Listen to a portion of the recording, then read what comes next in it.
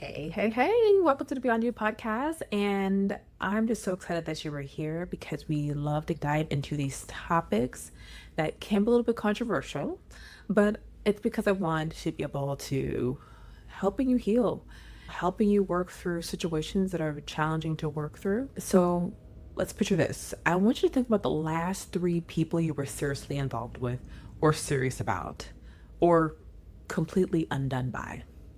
Now, I want you to notice something. Not what they looked like, not what they did for the living, not even what they said to you. How did they make you feel? I want you to really think about that. Because I'm willing to bet, and I say this with so much compassion, that underneath the different names and different faces and different situations, the feeling was remarkably similar.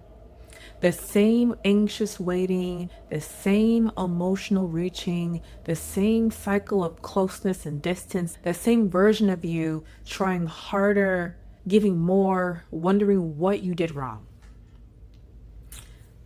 Different person, same story, same ending.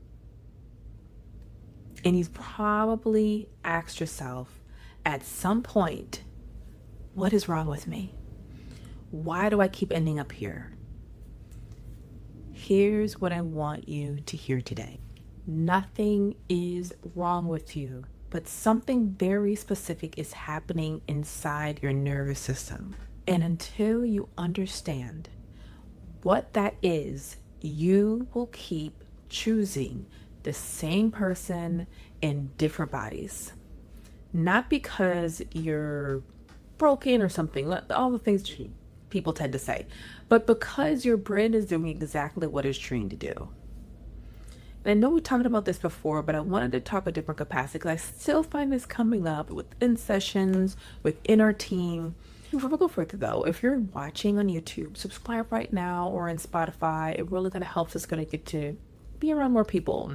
Hit the notification bell as well because new content drops every week, and this conversation is part of a series you don't want to come into halfway. So go ahead and subscribe. I'll wait. And how about you drop a comment as well? Just tell me, what's one word that describes the emotional pattern you keep repeating in relationships? Just one word. I'm reading every single one. Okay, so let's get into it. Welcome to the Beyond You podcast, where we have real conversations about healing, trusting yourself again, and building the kind of relationships that actually feel good. I'm Samantha, and if you've ever felt like you're just going through the motions, like you're doing all the right things but still feeling disconnected, you're in the right place. Because here we go beyond the surface, beyond the hurt, beyond the patterns that keep you stuck. So take a deep breath, get comfortable, and let's get into it. So I love to be able to get into in the beginning of the real reason it keeps happening. So let's start with that. Let's start with something that nobody is saying clearly enough in this conversation. You're not choosing the same person because you have bad taste. You're not doing this because you're naive or desperate or not trying hard enough. You're doing this because your brain has learned to associate a very specific emotional pattern with something it believes is safe. So let me break that down, okay? Because we're going to be in this together. So understand that your nervous system has a template, right? From the time you were a child, your nervous system was building a template for what love feels like, not what love should feel like, not the healthy version, the version it actually experienced. And I don't really realize how much it does affect us. And that template was built from your earliest attachments, primarily your parents, your caregivers, whoever was responsible for making you feel safe and loved and seen. So if those relationships were warm and consistent, your template says, love is reliable. Love is safe. Love comes without drama. But If those relationships were inconsistent, anxious, critical, emotionally unavailable, or required you to perform for affection, your template says, this is what love feels like. This is home. And here's where it gets really important. So definitely want you to be able to lean in. Your nervous system doesn't distinguish between familiar and good. It only distinguishes between familiar and unfamiliar. Familiar equals safe. Unfamiliar equals threat. That's why I feel so uncomfortable when doing new things and trying new things. So when you meet someone whose emotional pattern matches your template, even if that pattern involves inconsistency, emotional unavailability, or anxiety, your body says, I know this. This feels like home. And you call it chemistry. So we got to really understand that chemistry lie, though, because this is the part I need to say directly. What we call chemistry sometimes is just recognition. That's all it is. Your nervous system recognizing a pattern it already knows, a dynamic it's already survived before, an emotional landscape that feels navigable because you've been navigating it your whole life, even if navigating is costing you everything. So those butterflies that you've been experiencing, sometimes that genuine excitement, but sometimes, and I need you to sit with this, sometimes it's just your anxiety, your nervous system on high alert because something familiar and activating just walked into the room. And we've been so conditioned to equate intensity with love that we can't tell the difference between this person excites me and this person is activating my nervous system in a way that feels like home, even though home was painful. Okay? So let me know if you resonate with what I'm saying, right? Have you ever had just intense chemistry with someone and realized later it was actually anxiety? Because I want to know how many of you just are nodding your head right now. So let's get into just how the template gets built. Right? Because being able to understand this can possibly help us working through this. So where does the template actually come from? Let's get specific. I know we talked a little bit about it. So number one is going to be the inconsistent caregiver. If you grew up with a parent who was emotionally unavailable, not necessarily cruel, sometimes even loving, but just inconsistent, warm sometimes, distant to others, just engage when it was convenient, absent when you needed them the most. Understand that you learn to work for those warm moments. You learned that love is something you earn through performance, through being good, just through being good enough, through reading the room well, enough to stay in favor. So that's why you find yourself kind of continuing to just earn someone's love in that capacity. So how this shows up as an adult, you gravitate toward people who require the same effort, people who make you work for their attention because the dynamic is what your nervous system just learned to call love. So when someone is just consistently available, consistently warm, consistently choosing you without games, it feels almost suspicious. Like something is wrong with them, or like you haven't earned it yet. And that discomfort you feel around truly available love, that's not incompatibility. That's just your nervous system encountering something it doesn't have a template for. So now we're going to go into just the critical caregiver. If you grew up with a parent who was loving but critical, whose approval always came with conditions, whose love felt like it could be drawn when you didn't measure up, you learned that love and criticism go together. And definitely let me know if any of these resonates with you. Because what happens is now you find yourself in relationships where you're never just quite enough, where there's always something to improve. And it's where love feels like a moving target they're constantly trying to hit. And what happens? It's familiar, but comfortable. So we just know their brain wants to go towards familiarity. I like to be able to kind of put, even when it comes to people of color as well, our template gets built based off of family, but also by culture.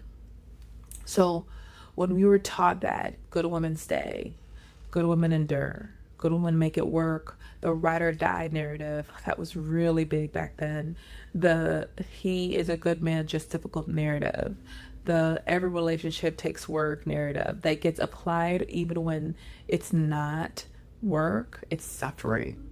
So the template isn't just personal, it's generational, it's cultural. It's been handed down through just the women in your family who stayed because they had to. And somewhere along the way, their template became yours. And that doesn't make it your fault, but it does make it your responsibility to examine. So let's get into section 3, right, where we're going to talk about the twist nobody expects. Because I think this is really vital important. I need you to stay with me here because this is the part of this conversation that's going to feel uncomfortable. And I'm saying it because I care about you, not because I'm trying to make you feel bad. So no, this is not what this is about. Like, I wanted for you to understand what's going on so you choose differently. So the pattern isn't just about who you are choosing. It's about what you're available for. Because here's what I want you to understand. You've probably said to yourself, I just need to choose better. You've made a list of red flags. You've sworn off a certain type. You've been intentional, right? I hear you guys in the sessions. You've been intentional about screening people early. And somehow, you still end up in the same place. This is why you're here, because we're going to work through this. And I want to ask you, is it possible that part of you is more comfortable with someone who can't fully choose you? Because being fully chosen requires a vulnerability. I keep telling you guys this, it requires vulnerability you haven't learned to tolerate yet. And I need you to be able to sit with that. Because being fully loved consistently, steadily, without conditions requires you to believe that you deserve it. Not intellectually, not I know I deserve love as a caption you post, but in your nervous system, in your body, in the place that decides who feels safe to let in. So it's not just a brain thing, it's you knowing that you deserve this. And if somewhere underneath everything you carry the belief that you're too much or not enough, or that your love is conditional on your performance and what you do to earn it, then someone who loves you without conditions will feel unsafe, almost threatening, because your system doesn't know what to do with that. And the person who's inconsistent, the one who makes you work for it, they're going to feel safer because at least you know the rules. At least you know what to expect. What do you guys say? It's good to W you know versus W you don't know. At least you know what game you're playing. And this isn't a criticism. This is the most important thing I can tell you.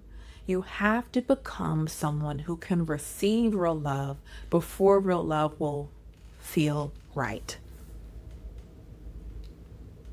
Not someone who deserves it. You already deserve it.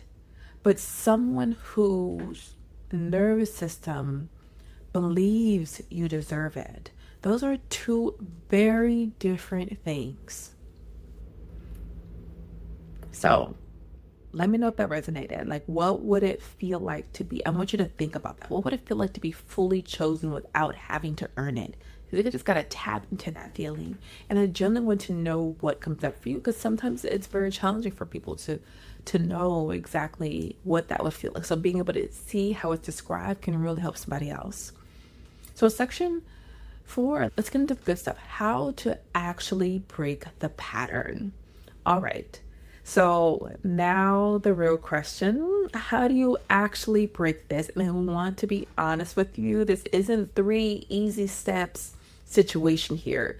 This is nervous system rewiring. It takes time, consistency, and my clients and the other members of my team will let you know. Like, when we are supporting people, understand that it is a process, because we want to make sure that your nervous system feels calm and safe within you. But here's where to start. Let's start here. So step 1, I want you to learn the difference between chemistry and familiarity. So start asking a different question when you meet someone. Not, do I feel chemistry, which tend to be, but do I feel calm? Because here's what I want you to get.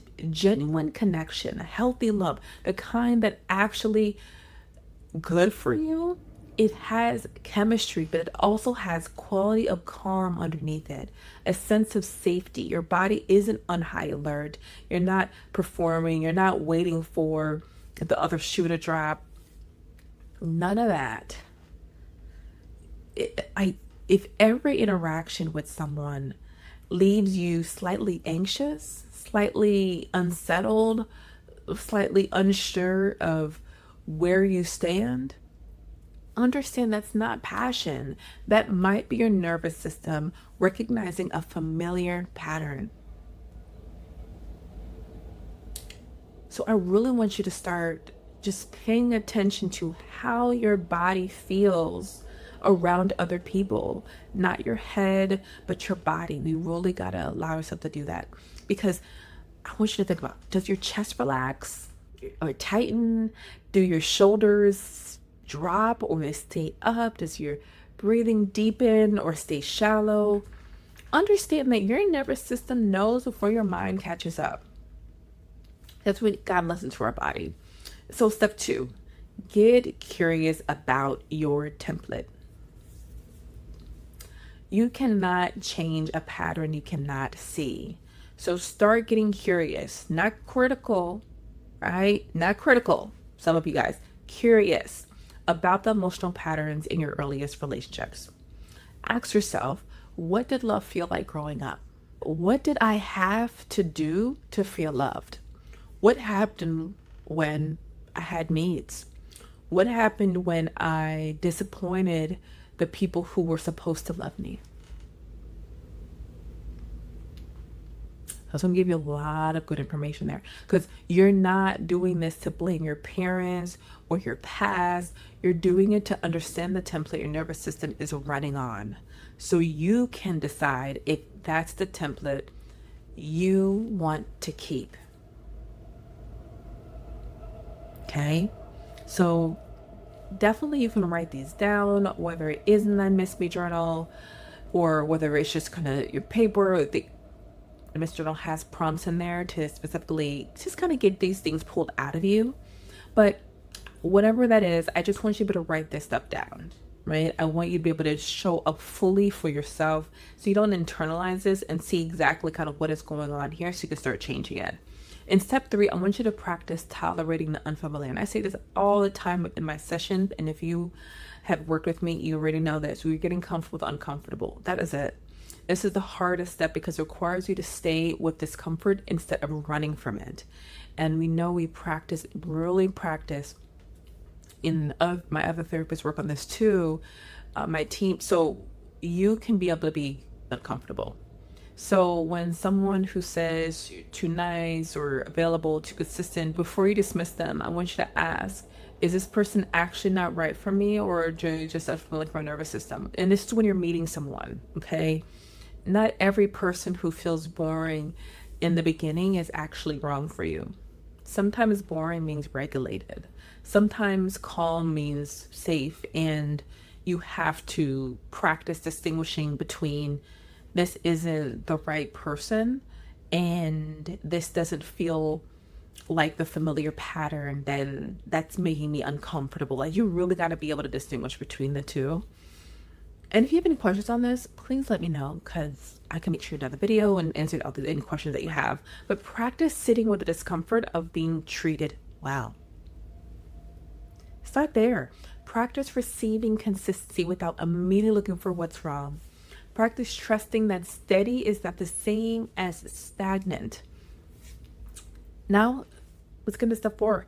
Do the work separately from dating. Here is the most important thing I'm going to say in this entire episode, because I know relationships come up, dating comes up in this. You cannot date your way out of this pattern. It just doesn't work that way. Yes, you can date while doing this, but you cannot date your way out of it. It's not going to change necessarily just from dating other people. Choosing different people while carrying the same template will just produce different faces of the same story. The work has to happen inside you in your relationships, not just your relationship choices. So what does that mean? That means therapy, ideally with someone who understands attachment and relational trauma. It means somatic work that helps your nervous system actually feel what a safety is, not just intellectually understand it, but also means community. Just being around just women who are doing the same work. And as I'm creating these different events that are coming up within this year, I really want you to really focus on having just a community, right? And this is where I create spaces that are like this, whether that's at YouTube or when I do my in-person events.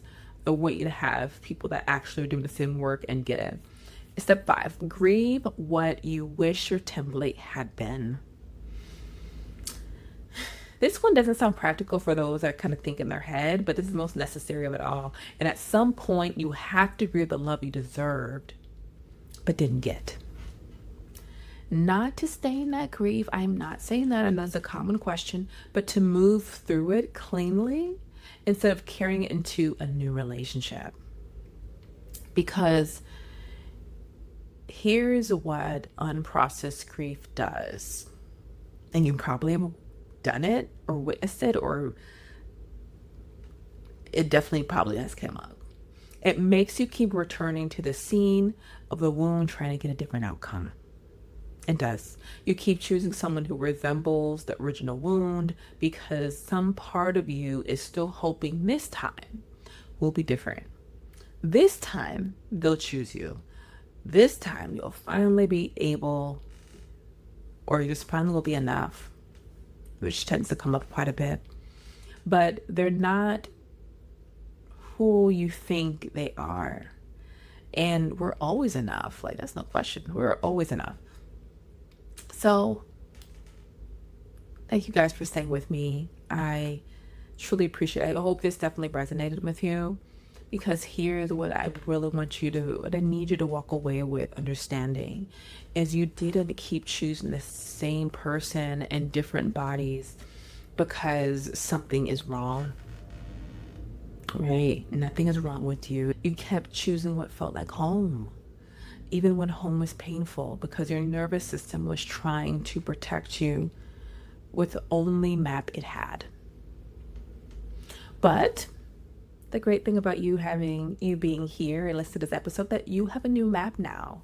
You understand that chemistry isn't always connection, that familiar isn't always safe, right? That the discomfort of being fully chosen isn't a red flag. It might just be your nervous system encountering something it hasn't learned to trust yet. And that can change.